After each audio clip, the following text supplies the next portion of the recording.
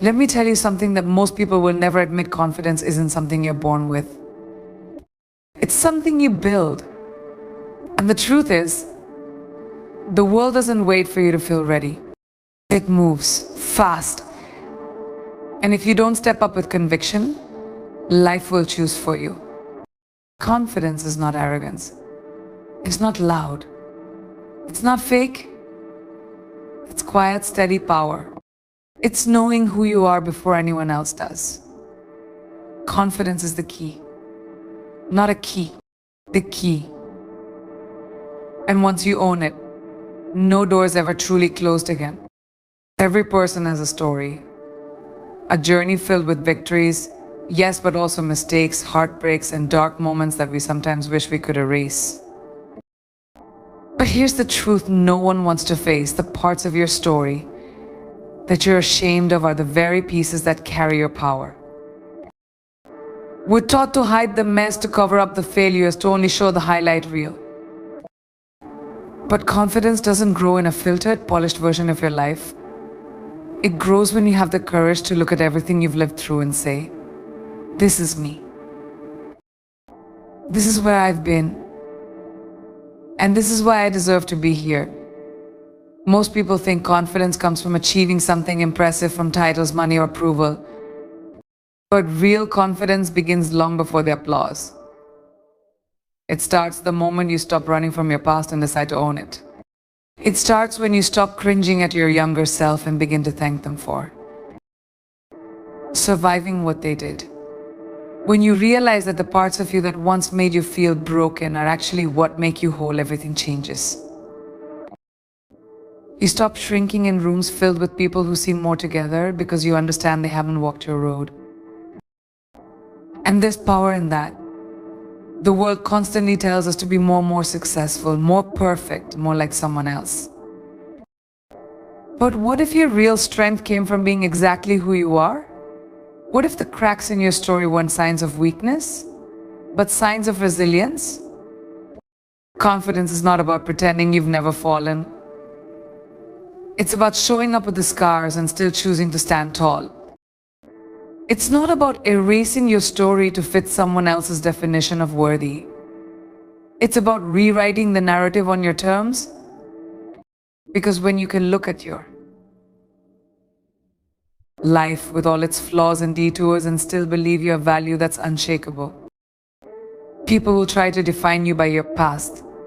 They'll try to box you into the version of yourself they're most comfortable with.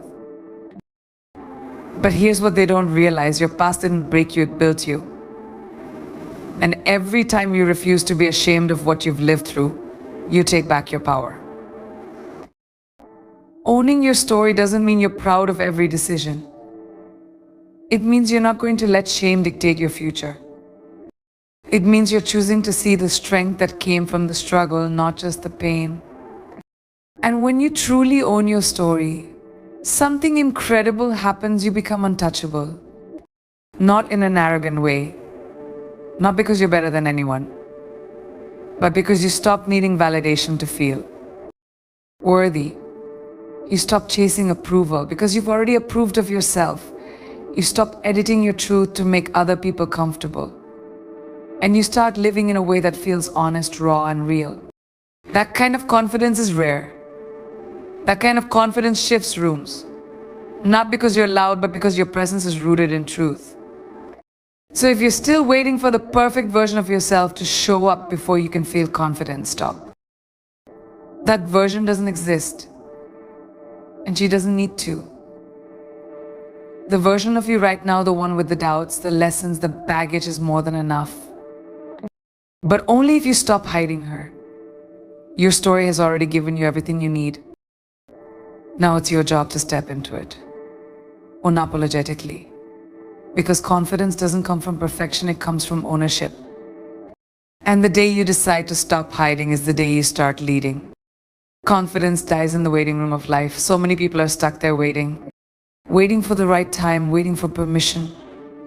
Waiting for someone to validate their worth before they take the first step. But here's the harsh truth: no one is coming to hand you the green light. Life isn't a school assignment where you raise your hand and ask for approval before speaking. Out here, in the real world, the ones who succeed are the ones who decide they belong long before anyone tells them they do. Confidence begins the moment you stop waiting and stop pouting and start acting. There's this dangerous myth we've been sold that confidence is granted. That one day someone more powerful, more successful, or more important than us will recognize our worth in you and finally give us permission to rise. That's a lie. The people who make an impact in this world don't ask for a seat at the table. They take it. Not with arrogance, but with conviction. Because deep down, they understand something most people don't. You were never meant to ask permission to be great. You were meant to be it. Not because someone said so, but because you chose to. You've been told to stay in your lane, to earn your turn, to wait until you're ready. But what if that lane was never built for you? What if the very idea of waiting is keeping you stuck in a life far smaller than what you're capable of? Confidence doesn't come from staying quiet until someone invites you to speak. It comes from using your voice even when it shakes. It comes from walking into rooms where you don't feel like you belong and deciding to belong anyway. Because the truth is, belonging is not something you're given. It's something you claim. People often confuse confidence with arrogance, but the two couldn't be more different. Arrogance is loud and insecure, it demands attention.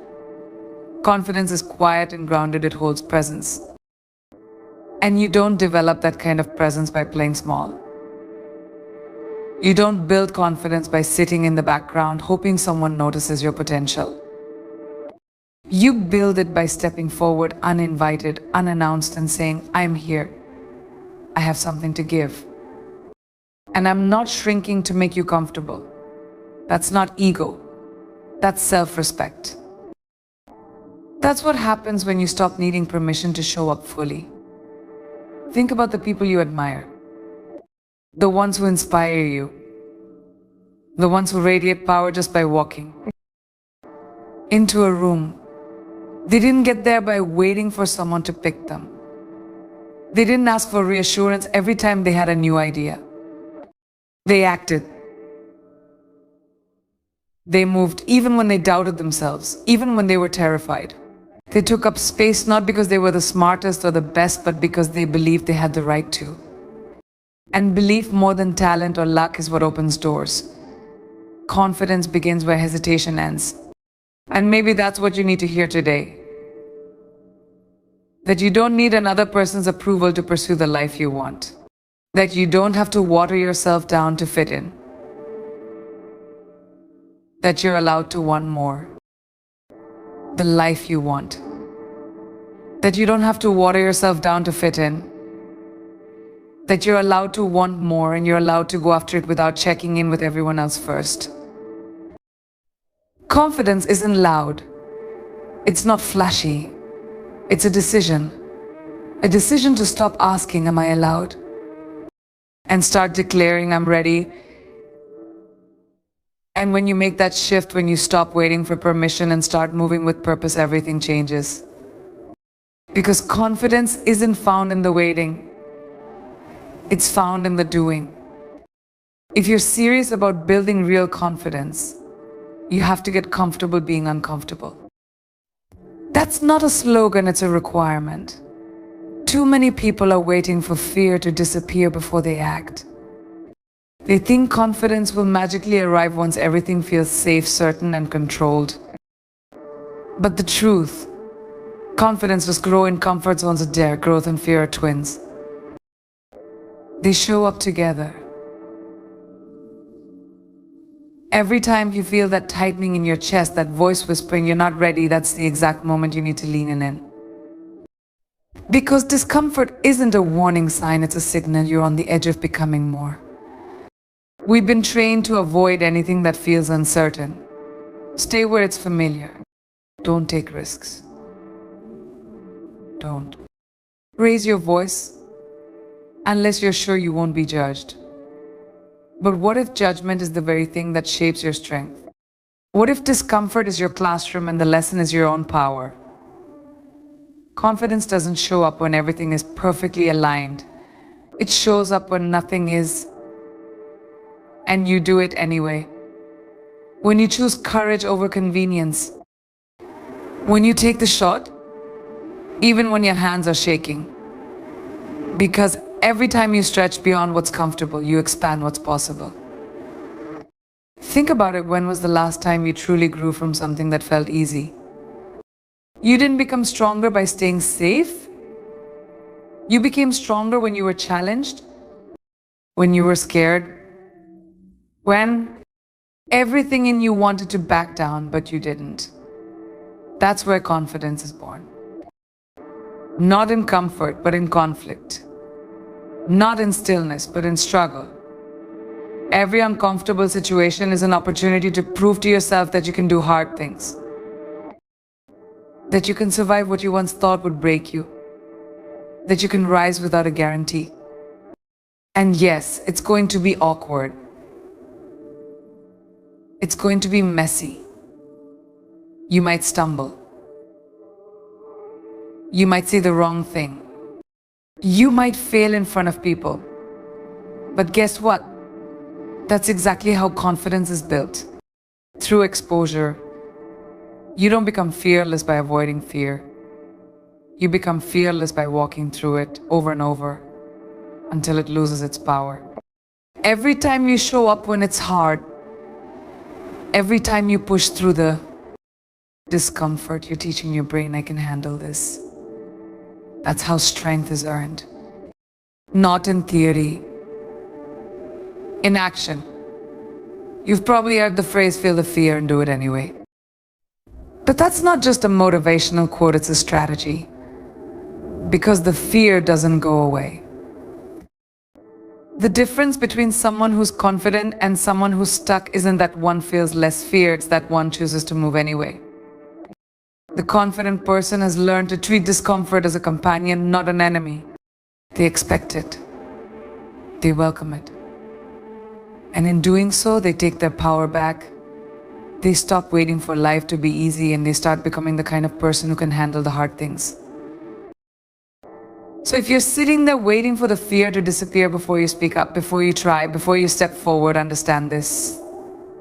Fear is part of the process. Discomfort is the gate you walk through to meet your potential. And confidence. It's what you find on the other side of that gate. But you'll never access it if you keep playing it safe.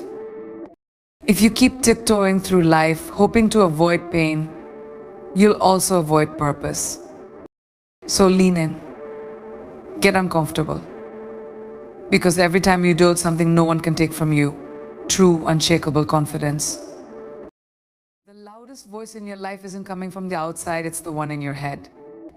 That internal dialogue, that constant stream of thoughts running on repeat, is shaping how you see yourself, what you believe you deserve, and how far you're willing to go. Most people never realize it, but your inner voice is either your greatest ally or your worst enemy. And if you've spent years criticizing yourself, doubting your worth, or replaying every mistake, that voice has turned into a cage. Confidence doesn't start with a new job, a new body, or a new relationship.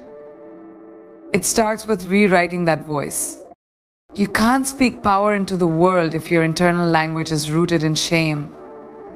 So many people walk around dressed in success but filled with insecurity. And it's because their inner voice is still stuck in old beliefs. I'm not good enough. What if I fail? They're better than me. Sound familiar? That's not humility, that's programming. And until you confront it, you'll always feel like you're chasing validation just to feel whole. Confidence requires a conscious, deliberate decision to change the way you speak to yourself when no one's listening. Because what you rehearse privately becomes how you perform publicly. Start paying attention to your self-talk. Not just when things are going well, but especially when they're falling apart. Are you speaking to yourself with compassion? Or are you tearing yourself down before the world even gets the chance? Your mind believes what it hears consistently. So if you're feeding it with doubt, every single day, don't be surprised when confidence feels out of reach. You can't insult yourself into greatness. You can't bully yourself into brilliance. Confidence is not built through self-punishment, it's built through self-respect. That doesn't mean lying to yourself or pretending everything's fine when it's not. It means choosing truth over toxicity. Yes, be honest. Own your flaws. Acknowledge your mistakes. But do it with the same grace you would offer someone you love. That's the shift. Instead of saying, I always screw things up, say I made a mistake and I'm learning from it. Instead of thinking, I'm not smart enough, say I'm growing and I'm figuring it out. This isn't delusion, it's discipline. It's training your mind to support your growth instead of sabotaging it. Confidence doesn't come from pretending you're perfect. It comes from building a relationship with yourself that is rooted in truth, accountability, and belief. And just like any relationship, it requires consistency. You don't build a strong inner voice overnight. You do it moment by moment, day by day, by choosing better thoughts even when the old ones feel louder. Every time you choose to reframe a limiting belief, you're laying a brick in the foundation of real, lasting confidence. Your inner world creates your outer experience. And when your thoughts are aligned with strength, your actions follow. Confidence isn't just about how you feel, it's about how you show up. And the truth is, you teach people how to treat you by the way you treat yourself. Every time you lower your standards, every time you bite your tongue to keep the peace, every time you say yes when your soul is screaming no, you're sending a message. Not just to others, but to yourself. You're telling the world what you believe you deserve. Confidence is built in those moments when you decide you're no longer available for anything less than respect, starting with how you respect yourself. People often think confidence is about having a loud voice or a bold personality, but it's so much deeper than that. Confidence is quiet integrity. It's holding boundaries even when it makes others uncomfortable. It's walking away from situations that don't align with your values, even when it costs you something. And let's be honest, sometimes it will cost you relationships, opportunities, approval.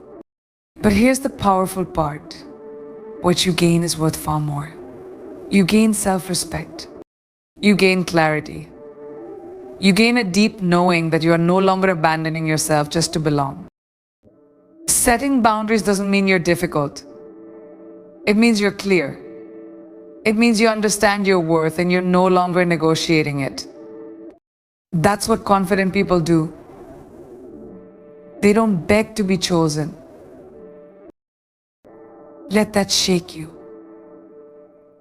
That resistance is proof that your boundaries are working. You're disrupting the system. They were comfortable in the one where your silence served their convenience. And let's be real, if someone's love depends on your silence, it was never love. Confidence is knowing you can walk away from the wrong thing and still be whole. It's also knowing that you don't have to be accessible to everyone. Not every message deserves a reply. Not every invitation requires a yes. You don't owe your energy to people who drain it. Confidence allows you to say, I'm not for everyone, and that's okay. It allows you to prioritize your well-being without guilt. It allows you to create space between you and anything that makes you question your value. And in that space, something powerful happens. You reconnect with yourself. You remember that peace isn't passive, it's a choice. A radical, intentional choice. So many people are exhausted not because they're doing too much, but because they're doing too much for the wrong people. Confidence means doing a deep audit of your life and asking, what am I allowing that's costing me my peace? And then making the decision to remove it, even if it's uncomfortable. Because when you start honoring yourself, not just with your words, but with your actions, you stop attracting situations that require you to fight for your worth. You don't have to prove anything. You just have to stop settling. And in that decision, real, lasting confidence is born. Confidence isn't about having all the answers, it's about having the courage to keep going when you don't. The myth that confident people never doubt themselves is one of the biggest lies we've been fed. They do doubt. They do fear. But the difference is they don't let those emotions define them. They understand that confidence isn't about being fearless, it's about being brave in the face of fear. It's the decision to keep showing up even when your hands are shaking, your voice is trembling, and the path ahead is unclear. Confidence isn't a lack of fear, it's a refusal to be controlled by it. Resilience is the backbone of confidence. You want to know how confident people are made? Through failure, through rejection, through moments of total breakdown. They've been knocked down, embarrassed, criticized, but they didn't stay there. They got back up scarred but stronger. And every time they rose, they built another layer of confidence, not from success, but from survival. Confidence grows when you realize you've survived what you once thought would destroy you. When you've been through the storm and you come out standing, you don't need anyone to validate your strength. You know it because you've lived it. It's easy to feel strong when everything is going your way. But what happens when it's not? What happens when the deal falls through? When the person leaves, when life hits you in the gut with no warning? That's the moment your confidence is tested. And that's where resilience becomes your foundation. Confident people aren't confident because life has been easy for them. They're confident because they built an identity around their ability to adapt, to rebuild, to come back. Their confidence isn't built on perfection, it's built on persistence. This world will try to convince you that you're only as good as your last win. That your worth depends on your achievements, your appearance, your status.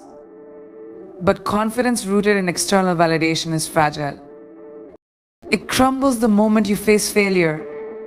Real confidence is internal. It's knowing that even when you fail, even when you fall short, you're still worthy, still valuable, still enough.